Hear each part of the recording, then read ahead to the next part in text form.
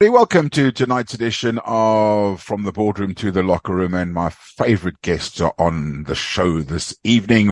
I know we're in the middle of the Olympics, but of course the Paralympics starts next week, and Louzanne Coetzee and her guide, Claus Kempen, join us on the program this evening. Louzanne, let's start with you. Ladies first, of course, it's Women's Day in South Africa tomorrow. How are you? How's preparation going? And I'm sure it's a little bit cold in Bloemfontein this morning. I'm good, thanks, Loui. Thank you for having us back, and thank you for celebrating Women's Day with all women in South Africa in sport. That's really amazing. So thank you to the podcast and you and Nick and your team. Things are going good. We're flying out next week, Friday. Then we're going to a training camp first, and then we'll be entering the Paralympic Village on the 21st of August. And I have to say the athletics at the moment is making me pretty excited to be going. Yeah, absolutely. And I'm sure everybody is looking forward to the event, as I'm sure Claus is as well. Claus, morning. How are you today? I'm wonderful, Louis. Thank you very much. I must say, I've got like the flip side of the feeling Louzanne's got at this stage. At 7 o'clock, when they show the second part of the Olympics and they stamp that stick, then I take the kids to bed. My wife then watches the games because I get so excited, nervous, I can't sleep. So it's really exciting times. And like she said, less than 2 weeks, then we're on our way. And it's unreal, very exciting. And happy Women's Month, Louzanne. It's been nice to you this morning. Thanks, Klaus. So early. You know, one of the things that I've spoken about over the last 10 days or so with regards to the Olympics has been the fact that I don't think people actually remember 2021 and the empty stadiums because of COVID, and particularly the athletics, which of course the two of you are so heavily involved in come Paralympic time. 75,000 people in a stadium roaring for whichever country it is. That, from an athlete's point of view, Zon, you must be really excited that there are people in the stadiums again. I am, and when you watch now, I was actually watching a highlights video this morning of the 1,500 men last night, and it's literally like a roar that you hear when the gun goes off. So that's really exciting. I think there's going to be a lot of adrenaline. So no, it's very exciting that we have full stadiums again. Of course, we didn't forget that Tokyo happened. It still felt pretty real to us, but I think with the crowd, it's going to be a different kind of atmosphere, and I think it's going to be nice and vibey. Claus, let's just go back to Tokyo, and I'm not going to mention the fact that you nearly didn't finish. What I am going to talk about is and ask you, how have you and Louzanne grown since Tokyo? Very close, and you always did really well. But I guess 3 years later, you know, like a good wine and a nice strong cheese, you've matured even more. What would you say is different from Tokyo to now? Yes, Lee, that's a deep question. So maybe I need a bit of wine before I answer that. I think it's the wonderful thing is that the relationship grows organic. And if we look at how almost innocent we went into the games in Tokyo, all the preparation and all the setbacks and the achievements that happened in the past 3 years, it's been an absolute wonderful journey. And you cannot not grow during this. So to say that we are better friends now than before is definitely, I can't really say that, but what I can say is that we've had wonderful experiences together and challenges and stuck on airports and visas not sorted and all of these things that it's like in the old days when you had to go through the army together. Only when you've sort of suffered together, you know, a relationship has grown. So I'm really looking forward to celebrating the past 3 years of all the efforts and achievements and just enjoying the moment for what it is. And also, if I may say, my producer Nick and myself have shared in a way in the last 3 years some of those good and the odd bad moment. Louzanne, your life's changed, hasn't it, since Tokyo, dramatically? I mean, Klaus talks about visas and airports and going to conferences and all sorts of things. Did you think all of this would happen to you in, let's say, 5 or 6 years ago? I really didn't. Yes, you guys have definitely shared in many, like you say, of the good and the odd bad moments. But yeah, no, my life really changed after Tokyo. And sometimes I think I don't realize how much it has changed because you kind of, you know, you settle into a new life and a new rhythm. But it really has changed. And what seems normal and ordinary for me is strange for some people. So the fact that you kind of, you know, you're on the airport every other day, you go and race somewhere every other day, that's strange for some people. And I think sometimes we forget to appreciate that because it's so sort of normal for us.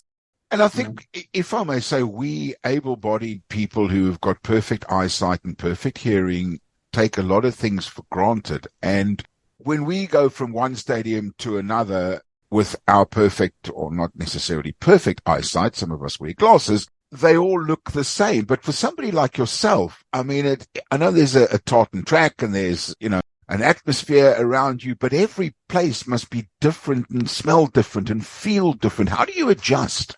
I don't think it's a matter of adjust. Yeah, I guess it is a little bit, but I think for me, the important thing, and that's why I always try to go to a track before competing there, so that you kind of get used to the vibe and the feel. I remember my first Paralympic game in Rio, I wasn't on the track before competing. I actually found that quite a disorientating experience. So I like to go to the track beforehand and, just soak in the vibe. It's obviously different with the massive amounts of people there, but I try to just go and feel how it feels a little bit. But yeah, I think the adjustment to a different track, it's not difficult for me. I think it's just you don't want it to catch you off guard. Yeah, of course. I was going to say, what's it like for you?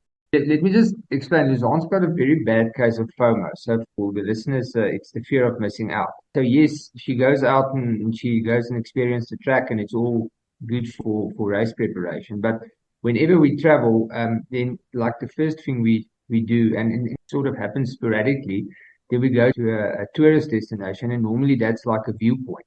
And then when we're there, I'm like, oh shucks, this is not very nice for me, but not necessarily for Louzanne. But and that's Louzanne's superpower. She makes you able to forget she can't see, and she enjoys the moment with you. She takes it in 100%. And I think that is one of the greatest things of her is that she takes in everything naturally, and it makes it then quite easy for us. I'm very scared for the 75,000 people, because I think the only time I've been was when I was watching rugby from the sideline. So if it does happen and I'm on there, it's going to be challenging for me, or intimidating. I'm very excited. So you might not necessarily be in that stadium all the time because you're going to be out on the road running the marathon with Louzanne. Take us through how preparations and training. Let's first get it from Claus, and then we'll get it from the FOMO. Hey! Yeah, thank you. I think that we've got the nickname now, the FOMO. No way. Lisa, We're in trouble, Claus. Preparation has gone as well as it can go. I think as long as you can get to the starting line, then you're already 90% there. There's a lot that can happen on marathon day with yourself as well as with the competitors. I think you would always want, it's like before a test, you wish you just had one more day or study. But in this case, yes, we would have liked to do a bit more long runs and get our legs more used to that sort of hammering. But the focus is the 1,005. So we are planning to get there, that she will be well rested, fresh and fast. And that will be the plan, to go and enjoy the first 26 Ks. And then it's going to be uphill a bit, and then we'll just push through. Obviously, we haven't yet seen the men's and women's marathon at the Olympics coming up, and you are competing in the 1,500 and the marathon. I think a lot of people in their mind, Louzanne, will think to themselves, how can you be competitive in such a short race and competitive in a long race? But you seem to be able to do both. Yeah, I hope Tokyo wasn't a fluke. We will see now how it in Paris. But yeah, I think I'm blessed enough with a huge base. I've had coaches that have really focused on it and good, mileage and stuff. And you need that for 1,005 and a marathon. And I think people tend to overtrain for marathons. I think there's this stigma in the world that you need a lot more kilometers than you actually do per week. So I actually really think it's very doable if you train correctly, and the speed that you do for the 1,500 can actually complement your marathon training as well. When we look ahead, opening ceremony on the 28th of August, event runs through till the 8th of September. Yes. I guess every time there is an Olympics, the aim is to make it better.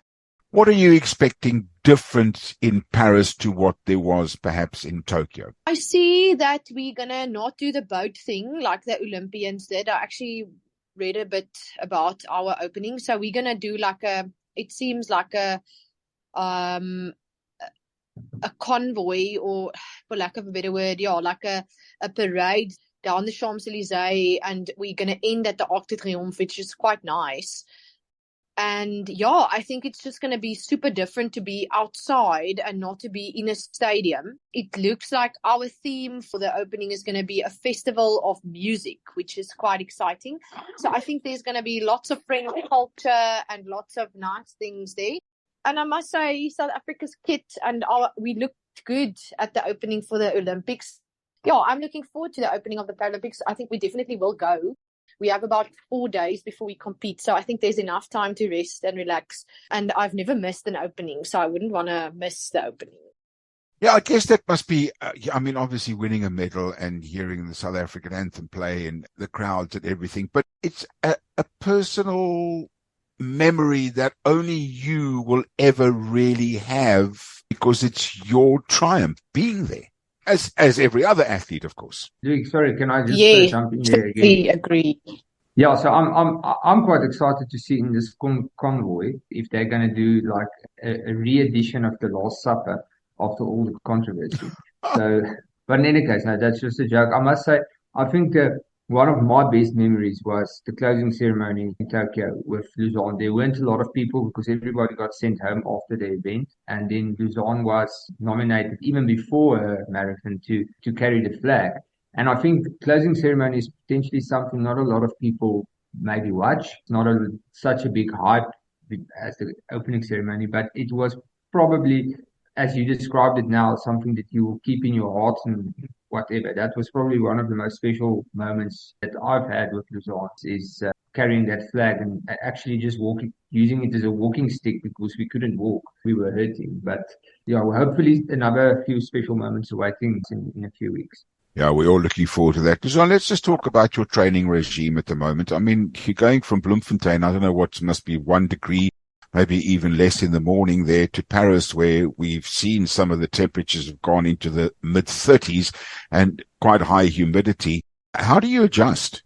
I adapt quite easily to heat. I think Claus is more. I think when we were in Korea last year, I think it was more of an adaptation for him. I do adapt quite easily to higher temperatures, so I'm not too worried.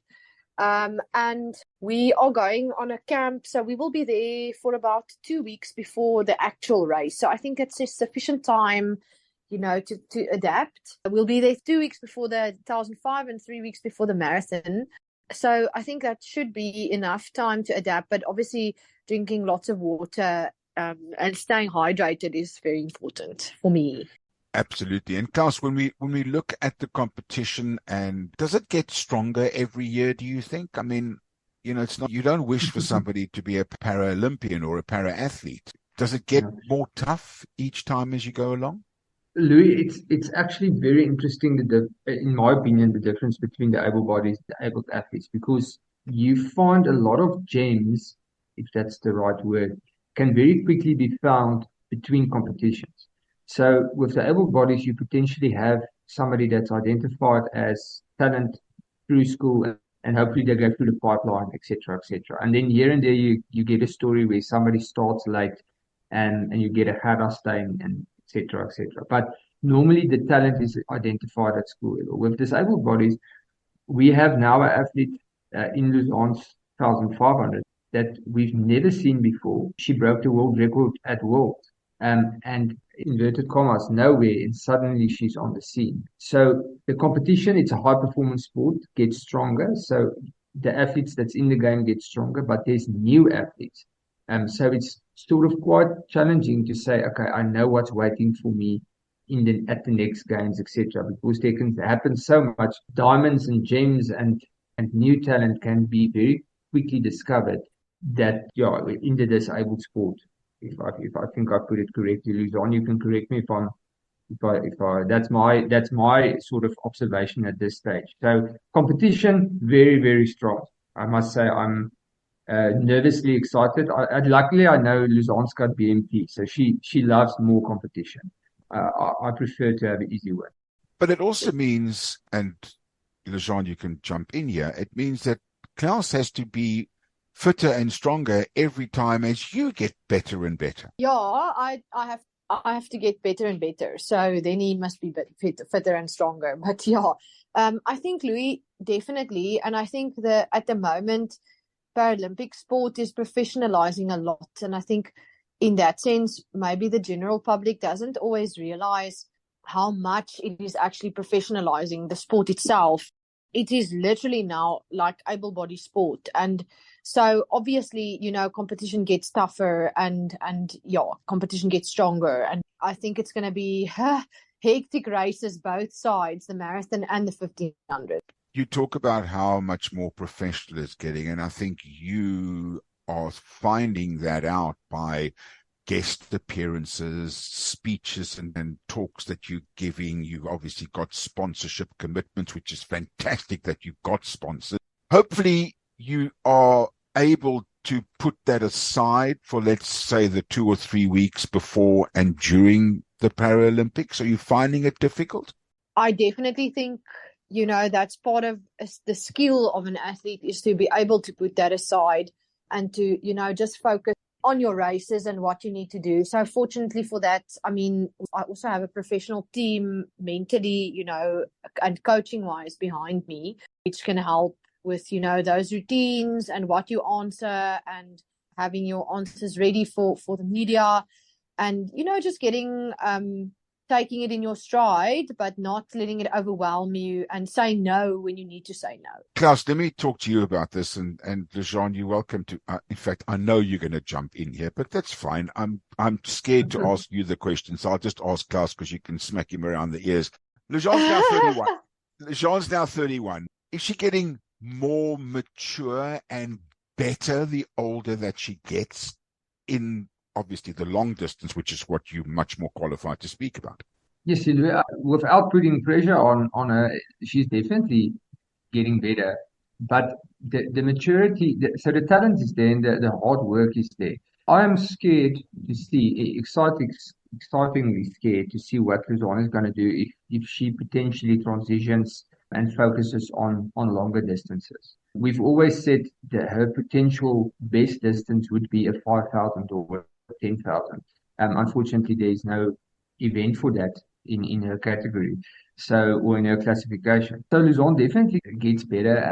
And the nice thing about this is high performance sport. Again, as I said, it's something that I would never have understood if I weren't exposed to Louzanne. I would have been sitting there and say, I'm disappointed at our triathlon. Why didn't we perform? Why didn't our hockey perform? Why didn't this or that?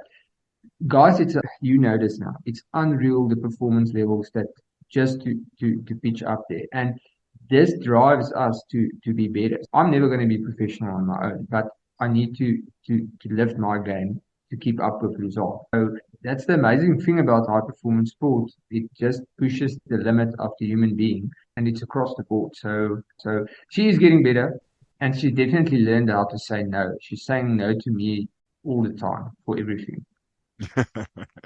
Let's just go back, and I don't want to bring up any bad memories, but let's just let everybody know that this is the third Olympics you're going to be competing in. The first one we won't even talk about. And then, of course, 2020, which was moved to 2021 in Tokyo, and now you're off to France.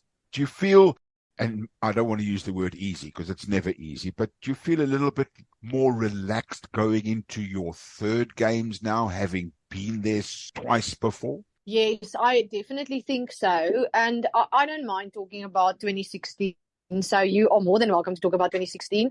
I think 2016, for me, in terms of that type of, I was speaking to somebody yesterday, readiness for the unexpected. You can't get more ready than a disqualification and your parents losing their passports and their credit cards. So I think it's a little less distracting if you do your second or your third. You are sort of used to what you will find, although it seems like Paris is different in many ways.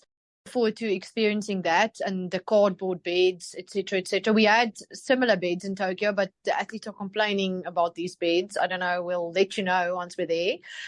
But yeah, I think it's definitely, what is nice is it's less distracting. Yeah, you sort of get used to the rhythm.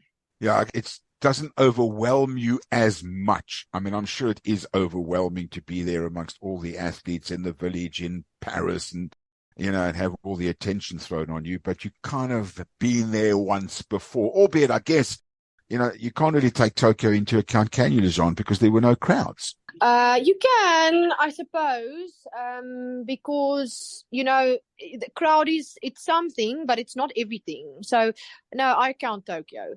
Claus, when we look at what we've seen, obviously, over the last couple of weeks at the Paris Olympics and the village and the opening ceremony, it has been a fantastic Games, hasn't it? It has. Like I said, at this stage, my experience of it is the morning after when I read the papers, and then my wife tells me what happens, because it is so exciting that if I look at it, I won't be able to sleep. So I'm sort of blocking it out at this stage, just to know that we're going to have this experience in the next 3 weeks' time. But it's absolutely amazing the things that are happening, the world records, the commentators are so funny. I think they should actually get you on there as well, because you would fit in. It's just, I think, with the unnecessary controversy that's always there, all the controversy. But I think it's been a superb Games. And Louzanne, what's that big word that I can't pronounce that they brought in now? The prodigy, what the Repechage. Oh, prodigy. No, seriously. Meneer, jy's van die Vrystaat af. Okay. The two people that can speak proper English will continue on in this conversation. Repechage. Yes, I think that's a good idea. Guys, on a serious note, I know we have lots of fun when we chat to you, and I really love chatting to you, but I think I always want to give an opportunity for those people behind the scenes, and you both have partners, and I'm sure that they take a lot of strain, and I'm sure, let's start with Louzanne. I mean, your family, you mentioned passports and visas and credit cards and all sorts of other things. That support structure around you has to be unbelievable, and I'm sure you are extremely grateful for it. I am really, Loui. My parents and my husband is actually right next to me at the moment. So, no, I am eternally grateful to all of the support from the people from home. And Claus, I mean, your wife allows you to go out running with this wonderful athlete every day. She's obviously an amazing woman. Oh, Lucy, actually, she didn't know I was running with Louzanne until you now said it on air. She was thinking I'm training on my own. So thanks for spilling the beans. No, Louis, it's been amazing what they've done. And the nice thing is that Louzanne is part of our family. So if I go and I have to go and run and I say I'm going to run with Tony Louzanne, my kids understand. They know this. I mean, we on the cover of a magazine, a Get It magazine in Fontaine, and it's not weird for them to see me with another lady. So it's really like Louzanne she's Tony Louzanne, and she's you said it, she's 31. But she's part of our family. But yeah, I will never be. I always ask the higher power to give me somebody that loves running. And I was blessed with a wife that supports me in running and allows me to do what I love and does that. And with that, I can't ask for more. It's absolutely amazing. Unbelievable. Guys, I thank you as always. Louzanne, I don't want to put any pressure on you whatsoever, but I'm going to. I have interviewed... Please don't. No. You got no choice now. I have interviewed gold medalists at the Olympic Games. I want to interview a gold medalist from the Paralympic Games. Can you bring it home for us? Okay, I'll do my best. I look forward to hearing from you guys both. Again, thank you so much for your time. Thanks for joining us from the boardroom to the locker room. And bon voyage and repechage for Claus. That's Claus Kempen and Louzanne Coetzee, who will be representing South Africa at the Paralympics from the end of August through to the second week in September. Hope you've enjoyed tonight's program as much as I've enjoyed bringing it to you. As always, be nice to each other. Another Free Stater on the program tomorrow night. He might be a little quicker than Louzanne. Alan Donald joins us on From the Boardroom to the Locker Room. Until then, bye for now.